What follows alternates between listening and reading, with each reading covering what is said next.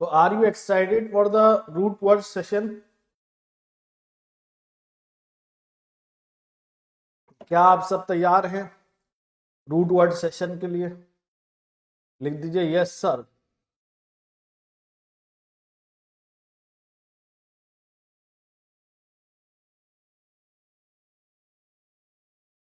तो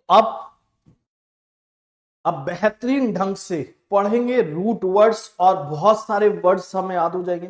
अब कई बार बच्चों को डाउट आता है कि सर ये रूट ट्री होता क्या है, रूट वर्ड्स होता क्या है। तो देखें, इसको समझते हैं। देखिए, रूट एक सिंपल एलिमेंट है जो कॉमन होता है बहुत सारे वर्ड्स में। तो जैसे आप देखते हैं एक्वा पानी से रिलेटेड होता है, एक्वागार्ड, एक्वेरियम, एक्वागार्ड, एक्वेटिक सब में आ रहा है। तो एक्वा हमारा क्या हो गया, रूट हो गया। ये कॉमन एलिमेंट है जिससे सारे बहुत सारे वर्ड बनेंगे, तो ये हमारा रूट वर्ड कहलाता है। अब देखते हैं रूट ट्री। आज जो हम लोग रूट ट्री देखने आ रहे हैं वो है इक्वा से रिलेटेड। इक्यू या इक्वा से रिलेटेड है। और इक्वा मतलब क्या होता है? इक्वा मतलब होता है बराबर, इक्वल, बराबर। ई क्यू यू, इसका मतलब क्या होता है? बराबर होता है, बराबर।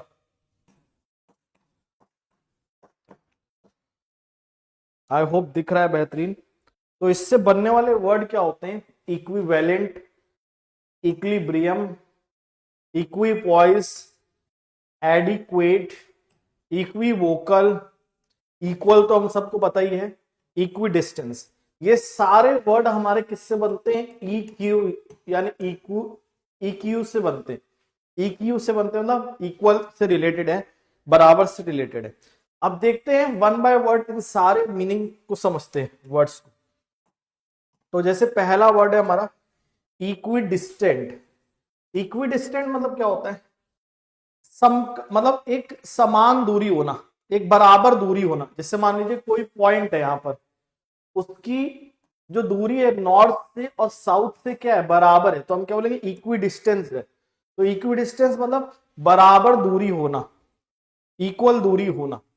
नेक्स्ट इज इक्विलिब्रियम, संतुलन। जैसे आप देखते हैं लाइफ में हमें संतुलन लाना पड़ता है, चीजों को इक्विलिब्रियम, बराबर स्टेट में लाना पड़ता है। जैसे आप तराजू देखते हैं, सब्जी वाला तौलता है सब्जियां, तो कैसा होता है? इक्विलिब्रियम स्टेट में होती हैं आपकी वस्तुएं। तो इक्विलिब्रियम, संतुलन, बराबर।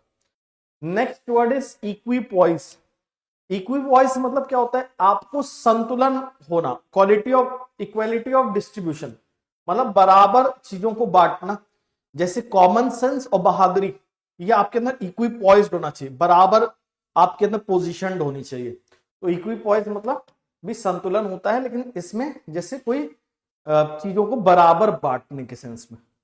अब नेक्स्ट वर्ड आता है इक्विवेलेंट, किसी चीज के बराबर। जैसे मान लीजिए आपकी नॉलेज, किसी जॉब के लिए जितनी नॉलेज चाहिए उतनी है, इक्विवेलेंट। तो बीइंग एसेंशियली इक्वल, बराबर होना, किसी चीज के इक्वल होना। तो इक्विवेलेंट भी रिलेटेड है हमारा, इक्वल से रिलेटेड है। क्लियर है? किसी चीज के बराबर होना, के समकालीन मतलब के बराबर होना इक्विवेलेंट कहलाता है। अब देखिए इक्विवोकल, ये थोड़ा सा कंफ्यूजिंग वर्ड था, तो ये थोड़ा ध्यान से समझिएगा। इक्वी मतलब होता है बराबर, वोकल मतलब होता है वॉइस। अब जैसे फेसबुक अच्छा है बुरा है, तो कुछ लोग कह रहे हैं अच्छा है, कुछ लोग कह रहे हैं बुरा है, तो एक बराबर की वॉइस उठ रही है। मतलब कोई एक इक्वल, मतलब सब एक वॉइस नहीं है। 50% कह रहे हैं अच्छा है, 50% कह रहे हैं बुरा है, तो ये इक्विवोकल है, यानी डाउटफुल है। तो इक्विवोकल क्या होता है? जिसमें दो इंटरप्रिटेशन, दो मीनिंग निकलते हैं, संदिग्ध होता है, डाउटफुल होता है। कोई डाउट इसमें? एडिक्वेट मतलब होता है पर्याप्त, जैसे जितना चाहिए उतना आपके पास है, उतना बराबर क्वांटिटी में है। जैसे मान लीजिए हम बोलेंगे एडिक्वेट इंफॉर्मेशन, मतलब जितनी इंफॉर्मेशन आपको चाहिए उतनी इंफॉर्मेशन आपके पास है, तो पर्याप्त इंफॉर्मेशन है, एडिक्वेट इंफॉर्मेशन है। तो ये सारे वर्ड किससे बनते हैं? इक्वा से बनते हैं, मतलब ई क्यू यू से बनते हैं। अब देखते हैं नेक्स्ट वर्ड। ये क्लियर है सबको?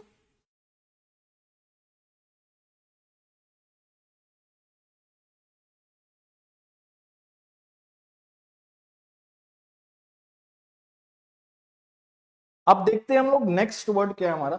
Next word is AGIG। AGIG का मतलब क्या होता है? करना या कोई चीज बनाना, डू और मेक। AG और IG ये करना या बनाने के लिए होता है, मतलब कुछ चीज बनाना या कुछ चीज उत्पन्न करना, कॉज करना और डू करना। कॉज या डू, कोई चीज बना मतलब बनाना यानी क्रिएट करना या कोई चीज करना। अब इनमें रिलेटेड वर्ड क्या होता है? एजेंडा। इनसे रिलेटेड वर्ड आपका होता है agenda, exigent, agitate, agile, coagulate, navigate, litigate, castigate और एम्बिगस। ये सारे वर्ड बनते हैं हमारे एजी से बनते हैं, एजी या आईजी।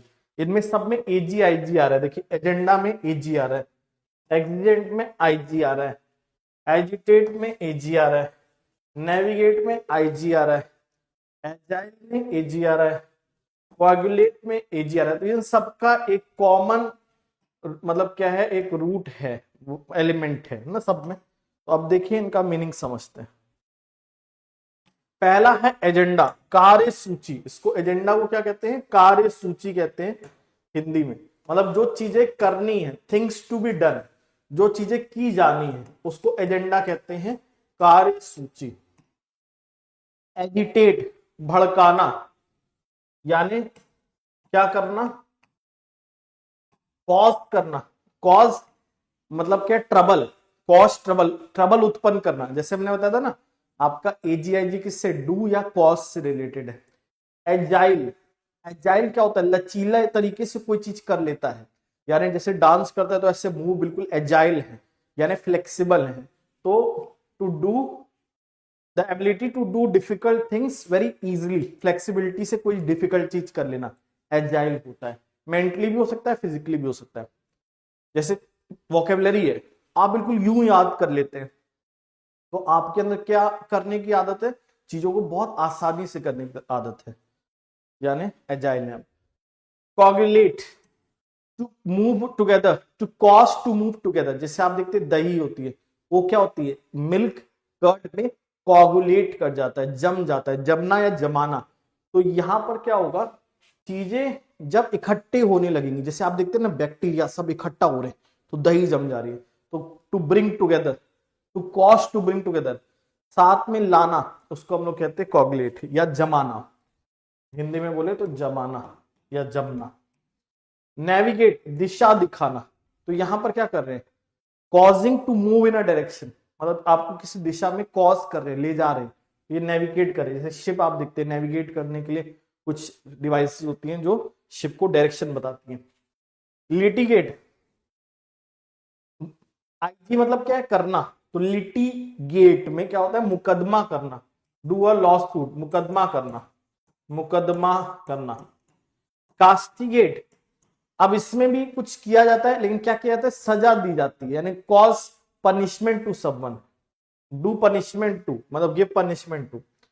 एक्सिजेंट, कोई चीज जो तुरंत करना जरूरी है, इमीडिएटली करना जरूरी है, तत्कालीन करना जरूरी है, वो एक्सिजेंट होता है। एम्बिगस में, आईजी में क्या कर रहे हैं? मूव कर रहे हैं। एमपी में दो दिशा में मूव कर रहे हैं, यानी किसी चीज में आपको समझ नहीं आ रहा है कि इसका मतलब क्या है, दो मतलब निकल रहे, तो ये टू इंटरप्रिटेशंस या दो तरफा बातें करना। एम्बिगस, कंफ्यूजिंग बातें करना, तो एम्बिगस इज कंफ्यूजिंग। नेक्स्ट देखो, तो यहां पर हमने रूट ट्री पढ़ी किससे? एजेंडा से रिलेटेड। अब हम लोग देखते हैं नेक्स्ट, एक्ट।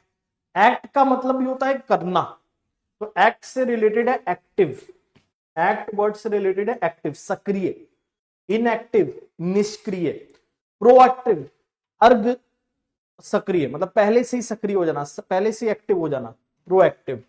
एक्टिवेट, किसी को कोई चीज स्टिमुलेट करना, यानी क्या है? एक तरीके से एक्टिव करना, सक्रिय करना कोई चीज को। To do, start something, to start something doing means trying to make something active. फिर आता है इन एक्शन, निष्क्रिय अवस्था, यानी जब कोई चीज निष्क्रिय होगी, पैसिव होगी, एक्टिव नहीं होगी, एक्शन नहीं होगा, तो उसको हम क्या बोलते हैं? इनएक्शन बोलते हैं। तो ये सारे वर्ड हमारे एक्ट से रिलेटेड है। आई होप आपको यहां तक क्लियर हो गया होगा अगर यहां तक क्लियर हो गया तो CLEAR लिख दीजिए जल्दी से।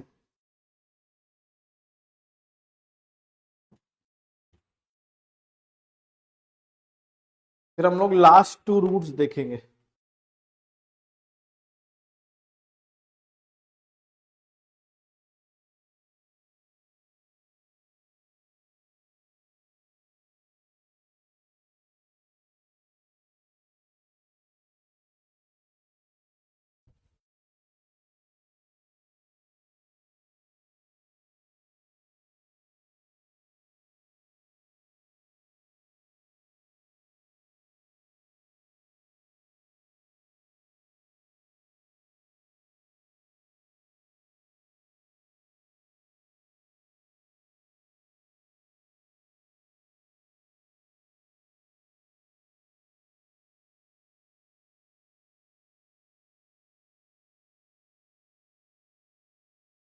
चलिए अब हम लोग आते हैं नेक्स्ट पे।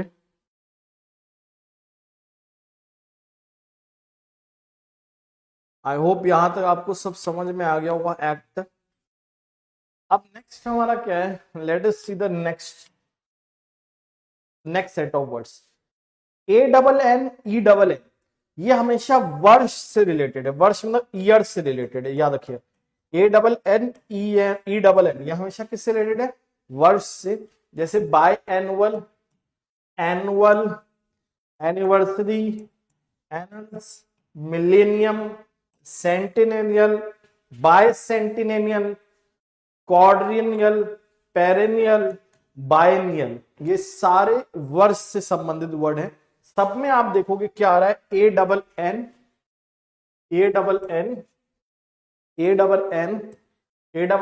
या ENN आप सब में देख रहे होंगे, ये सारा कॉमन वर्ड देख रहे होंगे ना।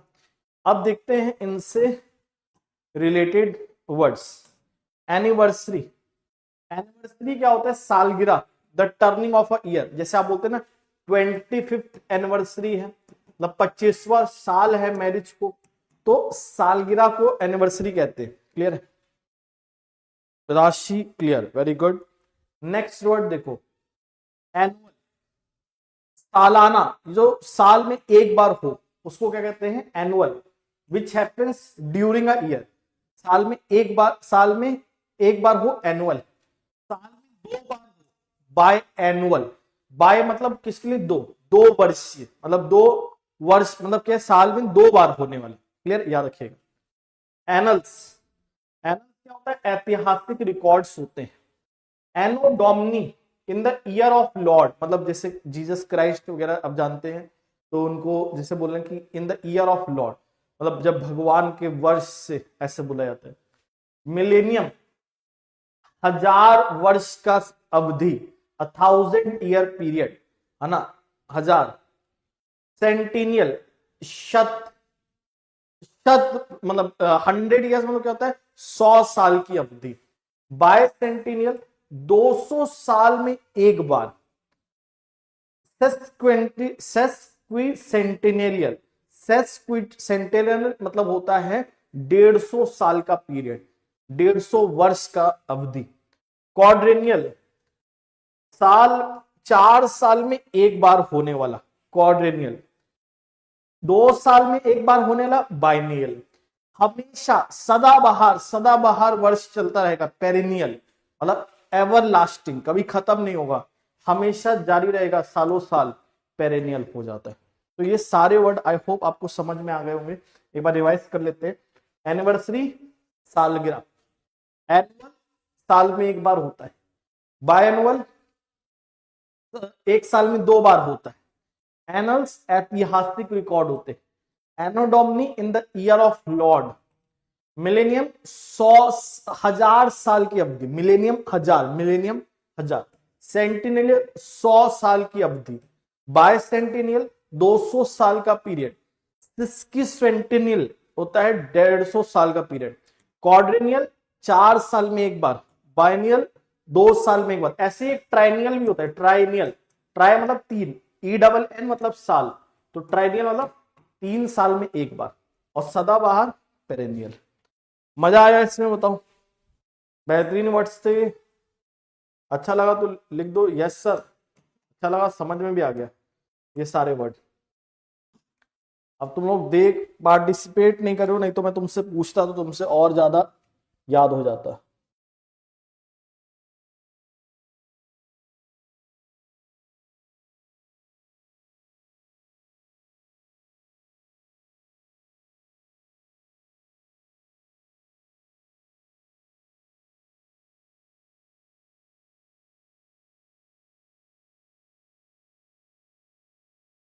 चलो अब लास्ट देखते हैं हम लोग। लास्ट क्या है, आर्ट से रिलेटेड। आर्ट यानी कला। अब आर्ट कला भी होता है, लेकिन आर्ट चालाकी से भी रिलेटेड है, याद रखना।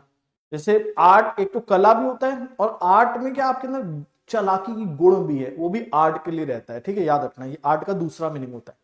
तो आर्ट से बनने वाले वर्ड होते हैं artefact, inert, artifice, artless, artless, artfully, artificially, artisan, artist, artistic, artistry. ये आर्ट से रिलेटेड वर्ड है। अनुराधा यस सर, ठीक है। चलो अब देखो आर्ट से रिलेटेड ये वर्ड्स हम लोग पढ़ते हैं, समझते हैं। पहला वर्ड है आर्टिफैक्ट। आर्टिफैक्ट क्या होता है, शिल्पकृति। शिल्पकृति कहते हैं इसको इंग्लिश, मतलब हिंदी में। इंग्लिश में बोले तो एक piece of art, a piece of art. अब पीस ऑफ आर्ट एक वेपन भी हो सकता है, टूल भी हो सकता है, जो हिस्टोरिकली ऐतिहासिक रूप से हमारे लिए इंटरेस्टिंग है या ऐतिहासिक है हमारे लिए, तो वो क्या होता है, शिल्प कृति, आर्टिस्ट, आर्टिफैक्ट कहलाता है। इनर्ट में क्या होता है, जब कोई निष्क्रिय होता है, जिसके अंदर कोई कला नहीं है, कोई कला नहीं है ना, कोई एक्शन करने की कला नहीं है, इनर्ट है वो, निष्क्रिय। आर्टिफाइस, चालाकी, छल, मतलब जिसको चालाकी छल आता है उसको आर्टिफाइस कहते हैं। आर्टलेस, सीधा साधा है, सरल है, कोई चालाकी, कोई गुण नहीं है, मतलब ऐसा चालाकी वाली कोई गुण नहीं है, छल करने का कोई गुण नहीं है, आर्टलेस है। आर्टफुली, चालाक तरीके से, याद रखना। आर्टिफिशियल क्या होता है, जो आपका अप्राकृतिक होता है, मतलब नेचुरली नहीं बना है, इंसानों ने बनाया, बनावटी है, मतलब जो आर्ट से बना है, कला से बना है, नेचर से नहीं बना है, वो होता है आर्टिफिशियल। आर्टिसन, मिस्त्री, कारीगर, नहीं नहीं सॉरी, शिल्पकार, मतलब कोई कला को जानने वाला, कोई शिल्पकार। आर्ट, ट्रेड या हैंडीक्राफ्ट में जो आपके कला बनाते हैं, ऐसे आप देखते हो घड़े पे कुछ बना दिए या कुछ क्लोथ पे कुछ बना दिए, तो ये होते हैं आर्टिसन। आर्टिस्ट, आर्टिस्ट क्या होता है, कलाकार होता है ना, ये शिल्पकार है, ये कलाकार है। आर्टिस्टिक, कला से संबंधित, याद रखना।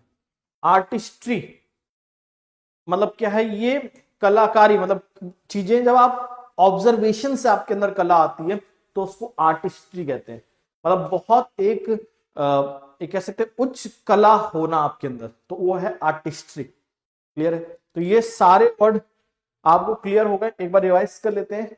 आर्टिफैक्ट, शिल्पकृति, यानी कोई एक पीस ऑफ आर्ट जो कल्चरली इंटरेस्टिंग है।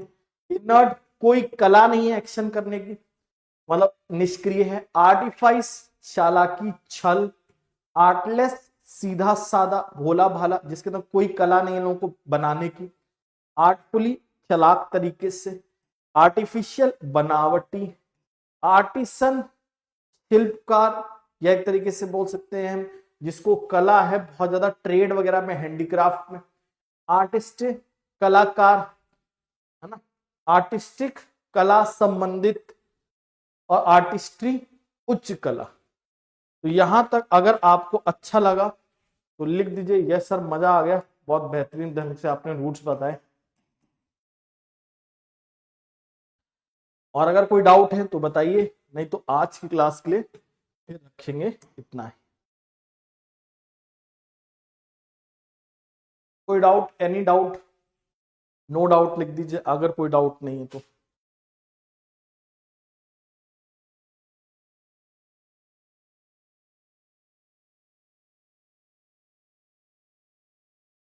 तो जरूर इसको एक बार देख लीजिएगा, बहुत बेहतरीन। मैंने आपको आज 5 रूट बता दिए, इन पांचों को याद रखेंगे, अच्छा रहेगा आपके लिए, मतलब बहुत हेल्पफुल रहेगा। ये सारे वर्ड्स हमने रूट से याद किए ना, बहुत सारे वर्ड्स। चलिए, कोई डाउट नहीं है सबको, आई थिंक सो। तो आज की क्लास के लिए इतना ही रखते हैं। जय हिंद, और दिस स्टाइल में दी एंड।